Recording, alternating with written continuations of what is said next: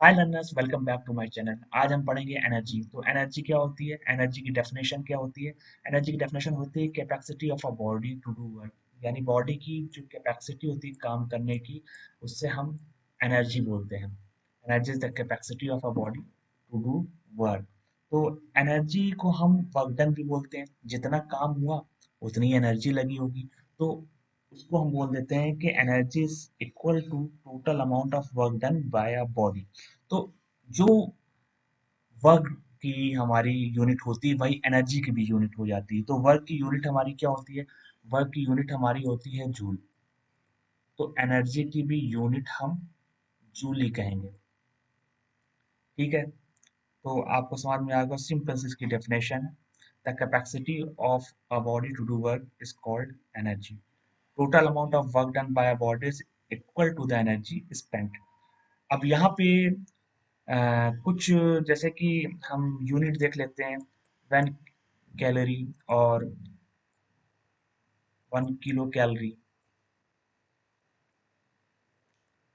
ये क्या चीज़ है? देखिए, कुछ स्पेशल यूनिट्स होती हैं एनर्जी की, जैसे कि हीट एनर्जी हो गई, इलेक्ट्रिकल एनर्जी हो गई। तो आप इससे पता कर सकते हैं कि जो ये 1 कैलोरी है, 1 किलो कैलोरी है, तो ये यूनिट है हीट एनर्जी को मेजर करने के लिए। तो हीट एनर्जी क्या होती है? ऐसी एनर्जी जो हमें ये सेंसेशन देती है कि कोई चीज़ हॉटनेस हम फील कर रहे हैं। तो उसकी यूनिट क्या होती है? 1 कैलोरी। और 1 कैलोरी में कितने जूल होते हैं? 1 कैलोरी में होते हैं 4.2 जूल। और अगर किलो कैलोरी की बात करें तो उसमें 1000 मल्टीप्लाई कर लीजिएगा, वही किलो कैलोरी होती है। तो 1 किलो कैलोरी में कितना हो जाएगा? 1 किलो कैलोरी में आपका हो जाएगा 4200 जूल। ठीक, तो इतना 1 किलो कैलोरी में हो जाएगा। इसको हम ऐसे भी लिख सकते हैं, 4.2 किलो जूल। ठीक, तो अगर हम 1 कैलोरी को डिफाइन करें तो 1 कैलोरी क्या है? 1 कैलोरी वो अमाउंट ऑफ एनर्जी होती है जिसकी मदद से हम 1 ग्राम ऑफ वाटर का टेम्परेचर 1 डिग्री सेंटीग्रेड बढ़ा सकते हैं।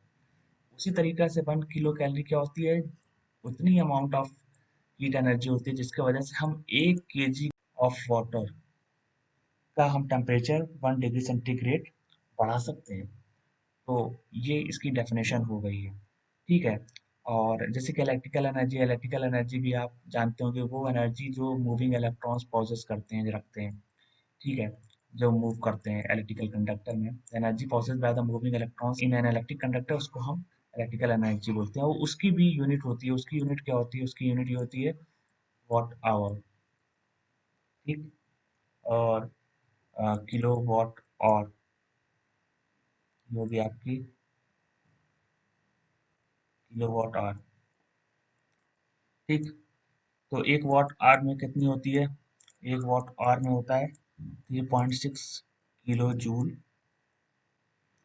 और 1 किलो वाट में क्या होता है? 3.6 मेगा जूल। किलो जूल आपको पता ही होगा, 1 किलो जूल में कितना जूल होते हैं भाई? किलो है तो 1000 जूल। और मेगा जूल हुआ तो मेगा जूल में 10 टू द पावर 6 होता है। 10 to the power 6 joule. 10 to the power 6 joule. ठीक है, और मूविंग इलेक्ट्रॉन्स की भी यूनिट होती है जिसको हम इलेक्ट्रॉन वोल्ट बोलते हैं। इलेक्ट्रॉन वोल्ट क्या होता है? इलेक्ट्रॉन वोल्ट होता है कि electric work done when an electron moves through an electric field at a potential difference of 1 volt.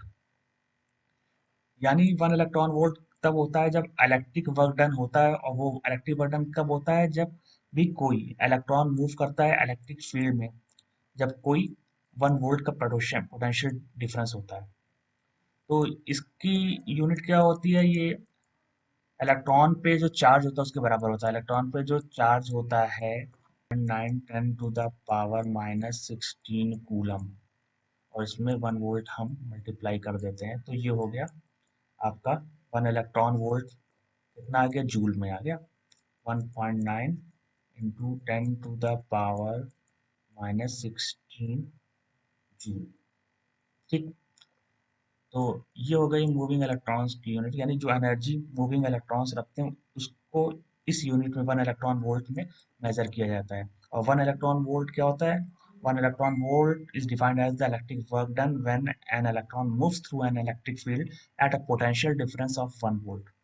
यानी जब एक इलेक्ट्रॉन इलेक्ट्रिक फील्ड में मूव करता है किसकी मदद से? जब पोटेंशियल डिफरेंस 1 वोल्ट का होता है तो वो एक इलेक्ट्रिक फील्ड में मूव करता है। तो वो जो काम हुआ उसको हम 1 इलेक्ट्रॉन वोल्ट बोलते हैं।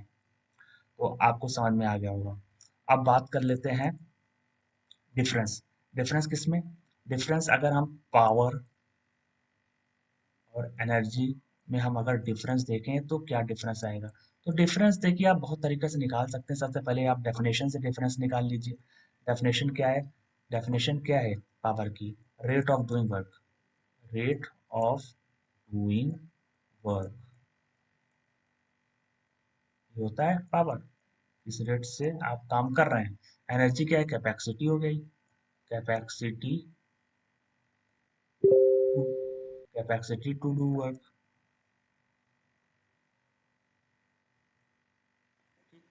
अब पावर की क्या अगर हम देखें पावर की क्या यूनिट है? पावर की यूनिट है P is equal to W upon T. ये फॉर्मूला होता है। तो वर्क डन क्या हुआ? जूल। और टाइम क्या है? सेकंड। तो जूल पर सेकंड।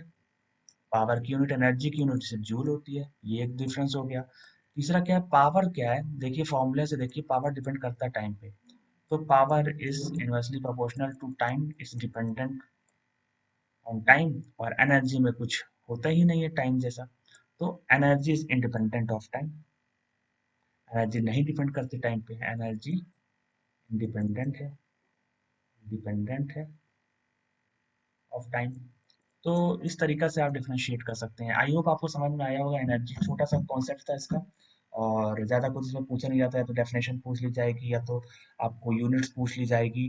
और बहुत सी काइंड्स ऑफ एनर्जी भी होती है, जैसे कि लाइट एनर्जी और हो गई मैकेनिकल एनर्जी, और साउंड एनर्जी, मैग्नेटिक एनर्जी, और electrical energy, chemical energy, nuclear energy. तो ये सब एनर्जी होती है जो जिसकी आपको हो सकता है एक नंबर की कहीं डेफिनेशन आ जाए कि न्यूक्लियर एनर्जी क्या होती है। तो आप बताएं कि nuclear energy release in the form of heat during fission fission और फ्यूजन ऑफ न्यूक्लियर फ्यूल्स। तो जब फिशन और फ्यूजन होता है, फ्यूजन होता है न्यूक्लियर फ्यूल्स का, तो जो एनर्जी रिलीज होती है हीट के फॉर्म में उसको हम न्यूक्लियर एनर्जी बोलते हैं। केमिकल एनर्जी क्या होती है? केमिकल एनर्जी तब होती है जैसे कोई एलिमेंट्स के एटम या कंपाउंड्स के मॉलिक्यूल जो एनर्जी पॉसेस करे रहते हैं, और वो जब केमिकल रिएक्शन होता है तब ये रिलीज होती है। तो ऐसी एनर्जी को हम केमिकल एनर्जी बोलते हैं। यानी वो एनर्जी जो पॉसेस करी जाती हैं एटम्स के द्वारा या मॉलिक्यूल्स के द्वारा, और ये तब रिलीज होती है जब केमिकल रिएक्शन होता है। इलेक्ट्रिकल एनर्जी, जो एनर्जी हमारे फ्लोइंग इलेक्ट्रॉन्स एनर्जी जो रखते हैं उनको हम बोलते हैं इलेक्ट्रिकल एनर्जी। यानी जो एनर्जी हमारे मूविंग इलेक्ट्रॉन्स रखते हैं जब वो कंडक्टर में रन करते हैं तो उसको हम इलेक्ट्रिकल एनर्जी बोलते हैं। इसी तरीका से अगर हम देखें कि ये हमारी साउंड एनर्जी, ऐसी एनर्जी जिसकी वजह से हमको हियरिंग सेंसेशन हो, तो उसको हम साउंड एनर्जी बोल देते हैं। और जैसे कि मैकेनिकल एनर्जी, जो भी एनर्जी बॉडी रखती है किसकी बेसिस पे? पोजीशन या कॉन्फ़िगरेशन या मोशन की वजह से, उसको हम मैकेनिकल एनर्जी बोलते हैं। The energy possessed by bodies on account of their position, configuration और मोशन, उसको हम मैकेनिकल एनर्जी बोलते हैं। लाइट एनर्जी, जिसके वजह से हमको सेंसेशन होता है, विजन का हम कोई चीज़ देख पाते हैं। मैग्नेटिक एनर्जी, जो एनर्जी इलेक्ट्रो मैग्नेट्स रखते हैं या परमानेंट मैग्नेट्स रखते हैं, उनको हम मैग्नेटिक एनर्जी बोल देते हैं।